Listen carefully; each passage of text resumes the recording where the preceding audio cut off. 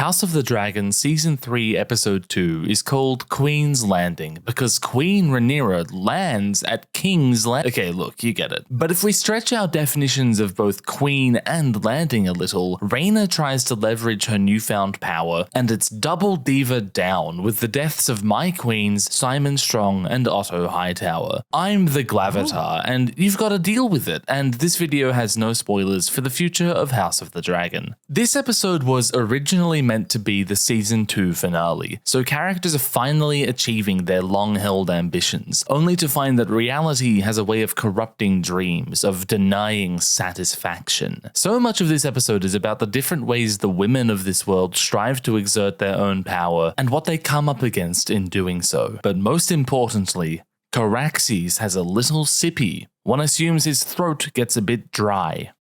The dragon seeds arrive at the gullet. Their dragon fire rages on, but the battle is already won, and the Prince Jacaerys was last seen a corpse. What is the fire even for at this point? For her firstborn, Rhaenyra speedruns the 5 stages of grief. Denial. What have you done? Anger. How could you do this to me? Bargaining. Will it wake my son? Depression. And I guess she forgot about the acceptance split, making this an invalid speedrun. Still eligible for an Emmy though. Princess Rhaenyra always wanted to be a dragon rider like the rest of her family, but her actions after claiming the dragon sheepsealer contributed to Jace's death. Traumatized by the gullet and afraid of Rhaenyra's wrath, Rhaenyra returns to the Vale and asks Lady Jane Arryn for asylum. Jane is also furious with Rhaenyra, but she's also not the biggest Rhaenyra fan at this moment, because when Rhaenyra promised her a dragon to protect her lands from Aemond and Vhagar, she only gave her a useless little puppy dragon who can't do anything. So Rhaenyra and Jane reach an uneasy agreement. Rhaenyra is never to return to the Eyrie, but she and Sheepsealer can stay in the Vale. Jane doesn't like Rhaenyra and thinks she's an idiot, but maybe in spite of that, Jane can respect that Rhaenyra did something desperate to make herself powerful. Alan searches for his father Corlys, who fell into the sea during the battle. He talks with Baela, his half-niece, who says she's tired of losing people. Alan's brother, Adam, shows up on his dragon Seasmoke and finds Corlys. Corlys takes in the destruction of High Tide, the castle he built to commemorate his own legacy and love for Rhaenys. That legacy is destroyed, and Rhaenys is dead, so what does Corlys have left? He has his family, Baela and Alan and Adam, and he has the Velaryon name. He says he'll give Alan that name, finally integrating his bastard sons into his family. In Westeros, only a monarch can legitimize bastards, so maybe we'll see how Rhaenyra feels about legitimizing Velaryon bastards. Corlys says, "If this be victory, I hope I never see another." So it looks like he's finally taken Rhaenys' words to heart. His ambition, his reaching, his dreams have destroyed his family, and now it's time to care for what he actually has. Maybe an actual relationship with his family will satisfy Corlys. Last season, Corlys asked Baela to be his heir, but Baela told Corlys that she is fire and blood. She's a Targaryen, she's a dragon rider, and she was going to be Jace's queen. But Jace is dead now, and Baela is getting closer with Corlys and his bastards, so maybe she'll identify more with her Velaryon side. While the rest of the characters are doing high drama, Aegon and Larys are doing Monty Python. Though the battle is lost, Sharako Lohar's Triarchy pirates are landing on the coast of the Crownlands, and they attack Aegon's Staunton captors. These pirates were brought here by Tywin Lannister on Aemond's command to help Aegon's war cause, and now they present immediate danger to Aegon. There is no winning in war. Amidst the chaos, Aegon kills his captor, Larys demonstrates his expertise with the birdcage, and they escape. Larys wants to take a ship to Braavos, where his money is, but Aegon says he's going to Rook's Rest. Aegon thinks the garrison that his hand, Criston, left there after the battle last season will be loyal to him over Aemond, and that's where Aegon's dragon, Sunfire, was left dying. Daemon and his army of rivermen celebrate another victory over the army of the West, singing a song together. Honestly, I preferred his solo work.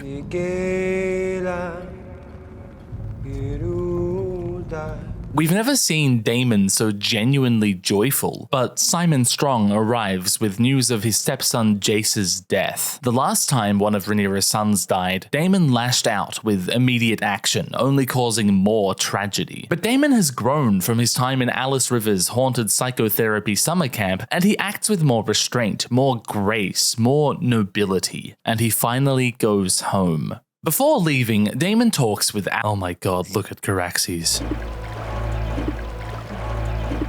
Before leaving, Daemon talks with Alice. As a reward for helping Daemon take the Riverlands, Alice asks for Harrenhal. But Daemon points out that Alice isn't the sort of person Westerosi society puts in charge of anything. Daemon is just about to install his wife, a woman, on the Iron Throne, placing her in charge of 7-ish kingdoms. Are they fighting for the empowerment of women or just Rhaenyra? Daemon instead offers like anything else, but Alice says, I ask for food and you offer me rubies. She needs Harrenhal. It's the only thing that could satiate her. She reminds Daemon what she said the first night they met. Do not come back here. Remember what I told you?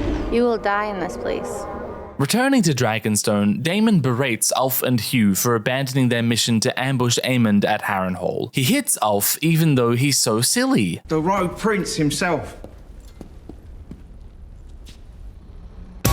And he talks down to people like Mysaria and Alice. Daemon has always been dismissive of the people he thinks below him, which is most people, and he's often cruel and violent to them. Daemon has changed from his time with Alice at Harrenhal. Note that this time he doesn't brutally murder the bearer of bad news, but later we see Daemon all buddy-buddy with the Goldcloaks, the force he empowered 20 years ago to unleash brutal tyranny on the streets of King's Landing. And he also threatens to cut Jasper Wild's iron rod off just for funsies. Daemon is still Daemon. He later says to Rhaenyra, "A wild dragon cannot ever be tamed." And while he's talking about Sheepstealer here, he's also talking about himself. What will Daemon's role be in Rhaenyra's new regime? Can she contain his violent heart?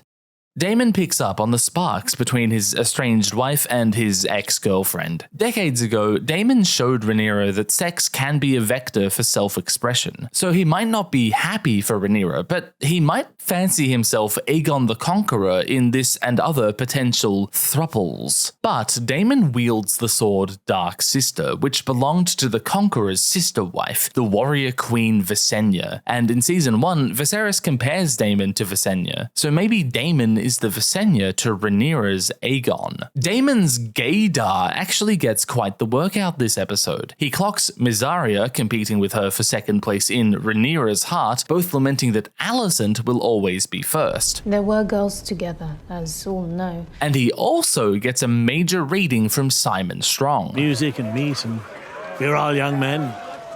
You are the queen. Criston Cole's army sees Vhagar overhead, and the men cheer as they make for Harrenhal to meet with Aemond. The dragon Vhagar wasn't present for the first burning of Harrenhal, so the Grand Marijuana is quite happy to finally get a shot at it. Aemond massacres the people Daemon left at Harrenhal. It's the badass action sequence Daemon wanted when he took Harrenhal last season. Aemond spills blood on the roots of the weirwood that grows throughout the castle, perhaps unintentionally sacrificing these people to the old gods. But Aemond's dream of taking Harrenhal doesn't work out the way he pictured. Aemond doesn't get a cool boss fight. Instead, he gets a pleasant old man, Simon Strong. Simon tries to placate Aemond. Surely there is some other way you might find satisfaction? And he seems confused, lost. Has anyone ever asked Aemond what he wants? This tactic worked on Daemon, but Aemond is a stronger brew of psychopath. Simon tells Aemond there's nothing to stop him, and Aemond commits a hate crime, killing the Queen of Pride Month and his useless sons. Except maybe this one isn't so useless. He stabs Aemond. Aemond's conquest ends pathetically, and his own blood is spilt. Aemond collapses in front of Alice Rivers. It took Daemon 5 episodes and a series of ghostly nightmares to ask for Alice's help, but Aemond's first word to her is help. Daemon previously warned Alice about Aemond, but Daemon also just denied Alice her dream for Harrenhal. So maybe Alice will help Aemond. Maybe he is her opportunity to sate her hunger. Aemond's bedroom in the Red Keep has a mural depicting the destruction of Harrenhal, and he's been obsessed with Harrenhal since the war began. Aemond and Alice might be more alike than Daemon thought.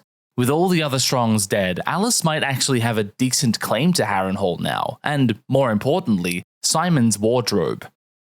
Alicent goes to the City Watch locker room or something so that I have to blur all these sticks for the video, and also to secure their loyalty for Rhaenyra. Despite all the trappings of power, coups so often come down to some normal dudes with swords. Alicent agreed to trade control of King's Landing to Rhaenyra in exchange for the political freedom of herself and her girls. So Alicent is trying to flee the place she's been oppressed and abused by men her whole life, and while Alicent is packing, anxiously preparing for her new life, this fucking guy walks in. Jasper Wilde tries to blackmail Alicent. He knows about her plot with Rhaenyra because Alicent's sworn protector, Rickard Thorne, betrayed her and told him. Jasper knows about Alicent's affair with Criston Cole. He accuses her of conniving from a young age to seduce Viserys, and he wants to exert his power over Alicent, to demean her and control her. He tries to rape her. This is a more naked version of the oppression and institutional violence Alicent has been a victim of her whole life, the same violence she's trying to free her granddaughter from. Oh, thank God Orwyle is here. He recognizes what Jasper is doing and sends him to the Black Cells. It's time to go. Alicent gets her daughter Helaena, who points out that this was all supposed to happen in Season 2. This is strange.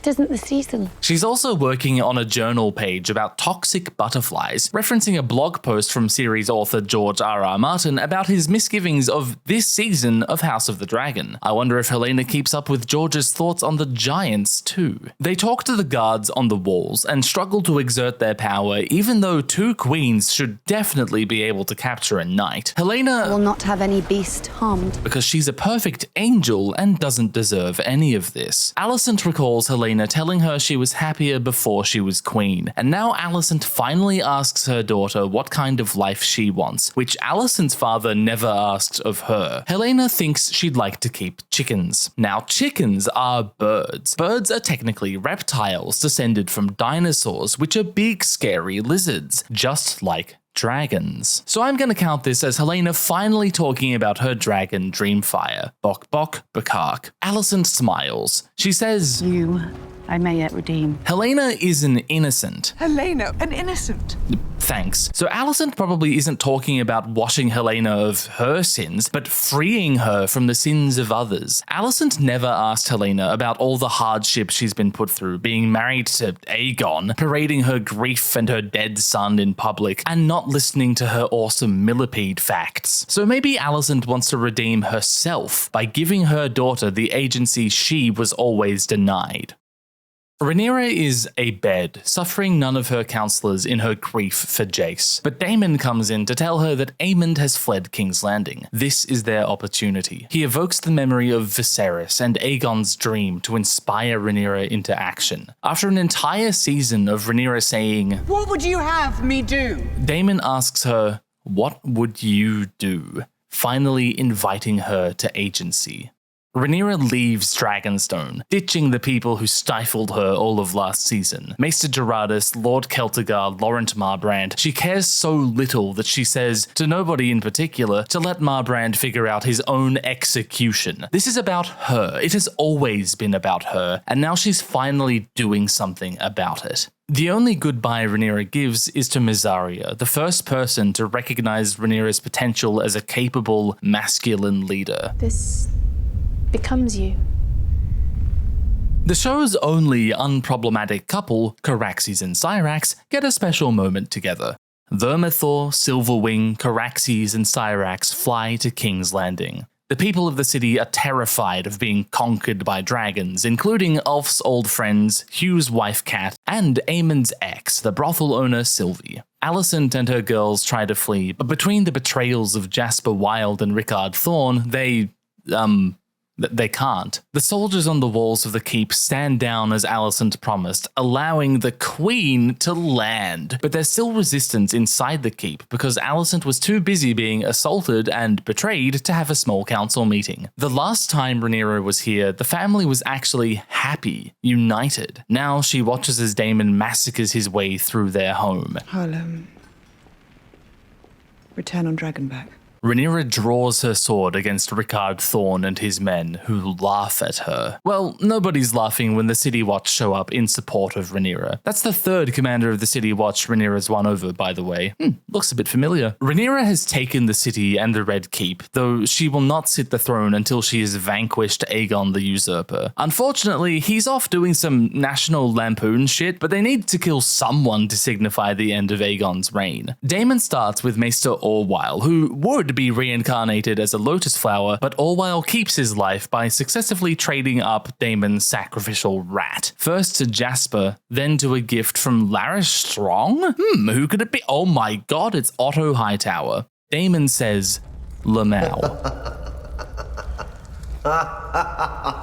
Rhaenyra comes face to face with the architect of all her misery, her father's closest friend and advisor, the man who destroyed her friendship and fractured her family. Otto believes he is the last remaining of his family. I assume everyone else is dead. But no, it's Rhaenyra who has lost everything, and Otto is actually first blood of her regime. Otto has to die. Rhaenyra knows this, though she doesn't know if she can be the one to do it. Otto doesn't even believe in his best friend's daughter enough to kill him, requesting that Daemon be the one to swing the sword. Daemon tells Rhaenyra that this act of violence, her first kill, is how she becomes queen. Otto's last words I did my best. are cut short as Rhaenyra swings down the sword. Otto Hightower was the villain of Rhaenyra's life, and she kills him. But this is no victory. There is no satisfaction here. This is terrible. Jasper says to tell his wife, whatever. Tell my lady wife whatever. With footsteps of blood, Rhaenyra sits the Iron Throne. This is the blood of her enemies, but also the blood of her sons, the blood of her father, and the blood of the conquest itself, the blood of Aegon's dream. Alicent is marched back into the throne room to see Rhaenyra sitting the Iron Throne and her father's headless corpse on the ground, also Jasper. All the people Alicent has seen sitting on that chair have either used her or harmed her. Viserys, Aegon, Aemond, and now Rhaenyra. I think Otto sits on it too at some point. Rhaenyra is not cut by the throne, but by the look of her old best friend. She's finally done it. Victory. This is what Rhaenyra's always wanted, but reality has a way of corrupting your dreams, denying you satisfaction. Simon asks what would satisfy Aemond. Orwyle brings up Daemon's satisfaction. Alicent asks Helena what would make her happy, and Alice tells Daemon what she needs. Rhaenyra finally gets what she's always wanted, and it's among the saddest days of her life. It's the most broken she's ever been. What is truly going to satisfy these people? Is it power and death and destruction, or is it freedom, home, and tending to chickens? Thanks for watching. It would satisfy me if you subscribed. We'll talk next week when Season 3 premieres. You can and should watch my podcast with Swift Dragon Time, which comes out early on Nebula. Bye. In the bowels of a pleasure den, thruppling.